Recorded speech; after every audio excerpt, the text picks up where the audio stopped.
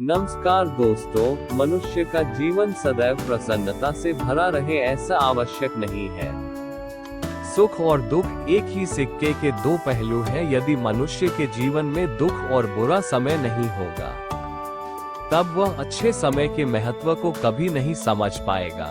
कई व्यक्ति ऐसे होते हैं, जब उनके जीवन में समस्याएं आती हैं तब वह बार बार यही कहते हैं कि आखिर अच्छा समय कब आएगा।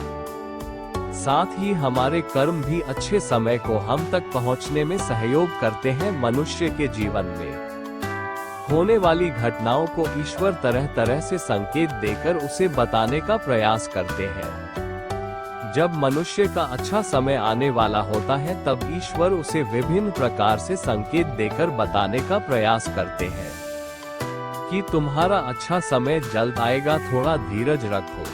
ऐसे में जानकारी के अभाव में व्यक्ति उन संकेतों का गलत अर्थ निकाल लेते हैं या फिर उनका स्वागत नहीं करते। इस प्रकार जब परेशानियां उनका पीछा नहीं छोड़ती हैं, तब वह निराश हो जाते हैं। आज हम आपको इस वीडियो में बताने वाले हैं कि अच्छे समय आने के क्या संकेत होते हैं और किस प्रकार से इन संकेतों का स्वागत करना चाहिए। दोस्तों, गौतम बुद्ध की शिक्षा हर किसी के जीवन को नई दिशा दे सकती है। अगर आप भी इसे मानते हैं तो कमेंट्स में नमो बुद्धाय लिखना मत भूलिए। तो अब इस कहानी की शुरुआत करते हैं। बहुत समय पहले की बात है। एक गांव में एक गरीब आदमी रहता था। वह आदमी अपने जीवन के दुखों से बहुत अधिक परेशान रहता था। जब कभी वह कोई काम करने जाता तो वह काम सफल होते होते रह जाता था।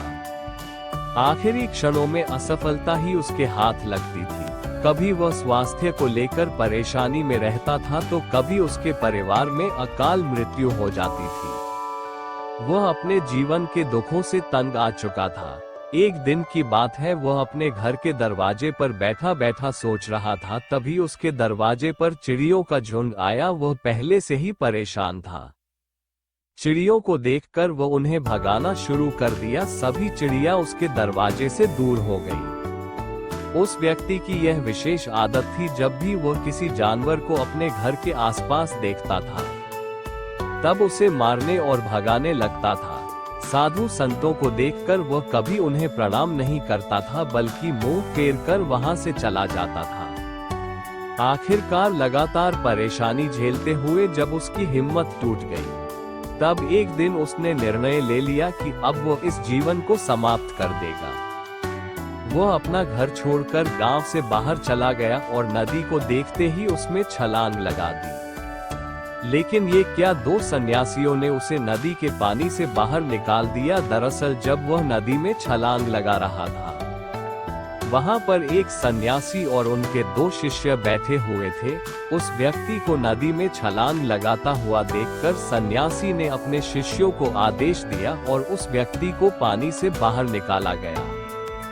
पानी से बाहर आते ही वो व्यक्ति सन्यासी के ऊपर चिल्लाया। उसने कहा कि आपने मेरी जान क्यों बचाई? मैं जीवित नहीं रहना चाहता, मुझे मरना ही होगा। सन्यासी ने उसे समझाते हुए कहा कि यह जीवन बहुत मूल्यवान है, तुम इसे इस प्रकार क्यों व्यर्थ कर रहे हो? आखिरकार जब समय पूरा हो जाएगा तब तुम्हें ये धरती छोड़कर जाना ही है। उस व्यक्ति ने कहा कि मैं अपने जीवन की परेशानियों से तंग आ गया हूँ। मुझे समझ में नहीं आता है कि मेरा अच्छा समय कब शुरू होगा। मेरे जीवन में सब कुछ बुरा बुरा होता है। मैं लाख प्रयत्न करता हूँ, फिर भी सफलता नहीं मिलती है।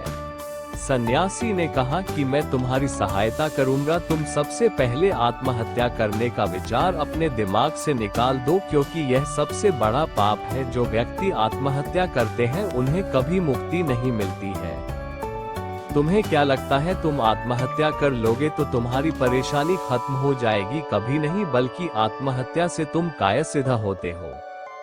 उस व्यक्ति ने कहा कि हे सन्यासी, आप बहुत ज्ञानी हैं, कृपया करके मुझे कोई मार्ग बताइए। मुझे ये बताइए कि मेरा अच्छा समय कब आएगा और इसके संकेत क्या क्या है। सन्यासी ने कहा कि मैं तुम्हारी सहायता अवश्य करूंगा, किंतु उससे पहले तुम्हें मेरे कार्य करने होंगे। मैं तुम्हें जैसा जैसा कहता हूँ तुम्हें मेरी बात माननी होगी। उस व्यक्ति ने कहा कि आप जो भी कहेंगे मुझे सब मान्य है, आप ये बताइए कि मेरे जीवन में अच्छा समय कब आएगा और इसके संकेत क्या है। सन्यासी ने कहा कि पहले मेरी बात सुन लो। व्यक्ति ने कहा ठीक है, मुझे बताइए। सन्यासी ने कहा कि यदि तुम चाहते हो तुम्हारा अच्छा समय जल्दी आए तो प्रतिदिन चिड़ियों को दाना डालना। उस व्यक्ति ने कहा ये किस प्रकार का कार्य है, मुझे तो चिड़िया पसंद नहीं है। यदि वह मेरे द्वारा पर आए तो मैं उन्हें भगा देता हूँ। तब सन्यासी ने कहा कि तुम अच्छे समय के संकेत का स्वागत इस प्रकार करते हो। वो व्यक्ति चौंक गया। उसने कहा कि चिड़ियों का और अच्छे समय का क्या लेना देना। सन्यासी ने कहा कि जाओ पहले ये कार्य करके आओ, प्रतिदिन द्वार पर जो भी चिड़िया आए उसे दाना डालना और 1 सप्ताह बाद मुझे यहीं पर मिलना। उस व्यक्ति के पास कोई और विकल्प नहीं था। उसने सन्यासी की बात मान ली और घर वापस चला गया। अब जब कभी उसके दरवाजे पर चिड़िया आती तो वह उन्हें दाना देने लगता। इस प्रकार लगभग 1 हफ्ते तक ये कार्य करने के बाद उसे लगने लगा कि उसे कुछ अच्छे समाचार प्राप्त हो रहे हैं।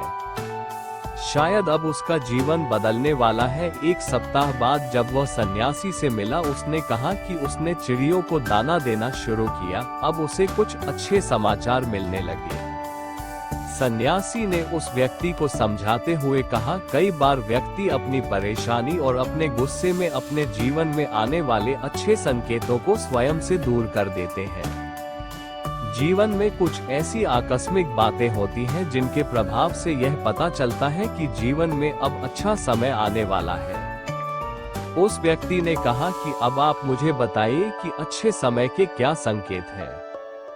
सन्यासी ने बताना शुरू किया। उन्होंने कहा कि पहला संकेत चिड़िया, गौरिया इत्यादि का द्वार पर आना।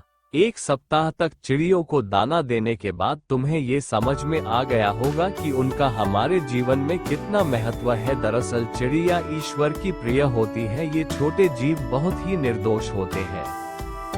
जीवन में जब भी कुछ अच्छा होने वाला होता है तब ईश्वर उन्हें संदेश वाहक के रूप में मनुष्य के द्वार पर भेजते हैं। यदि मनुष्य उनका स्वागत अच्छे से करते हैं, उन्हें दाना पानी देते हैं, तब अच्छा समय जल्दी आता है। लेकिन यदि मनुष्य उनके साथ खराब व्यवहार करे तब अच्छा समय भी दूर चला जाता है। इसलिए हमेशा दरवाजे पर चिड़िया आए तो उसका स्वागत करना चाहिए। गाय का द्वार पर आना। गाय एक ऐसी जानवर है जो हमें दूध देती है। इस दूध को देवता अमृत समान मानते हैं। वेदों और शास्त्रों में गायों की पूजा का भी विधान है। कहा जाता है कि जब कभी घर में रोटी बनती है तो पहली रोटी गाय को समर्पित करना चाहिए। जब कभी घर के आसपास गाय दिखाई दे तो उसे अच्छा संकेत मानते हुए रोटी अवश्य खिलाना चाहिए। गाय ईश्वर को प्रिय होती है। जो भी मन से गाय की सेवा करते हैं, ईश्वर उनके ऊपर प्रसन्न रहते हैं। गाय को कभी परेशान नहीं करना चाहिए, बल्कि उन्हें ईश्वर का संदेश वाहक मानकर सदैव उनके स्वागत करना चाहिए। स्वप्न में पितरों के दर्शन होना। यदि कभी भी स्वप्न में पूर्वजों के दर्शन हो तो इसे अच्छा संकेत मानना चाहिए। हमारे पूर्वज भले ही हमसे दूर होते हैं, किंतु किसी ना किसी प्रकार से वह हमसे जुड़े होते हैं। उनका स्वप्न में आना अच्छे समय आने का संकेत होता है। वह हमें आने वाले अच्छे समय के लिए संदेश देने आते हैं। इसलिए जब कभी सपने में पूर्वजों के दर्शन हो तो इसे बुरा नहीं मानना चाहिए, बल्कि उसे अच्छा मानते हुए मन को प्रसन्न रखना चाहिए। अपने पूर्वजों के प्रति सदैव नतमस्तक रहना चाहिए और प्रतिदिन उन्हें ईश्वर मानकर प्रणाम अवश्य करना चाहिए।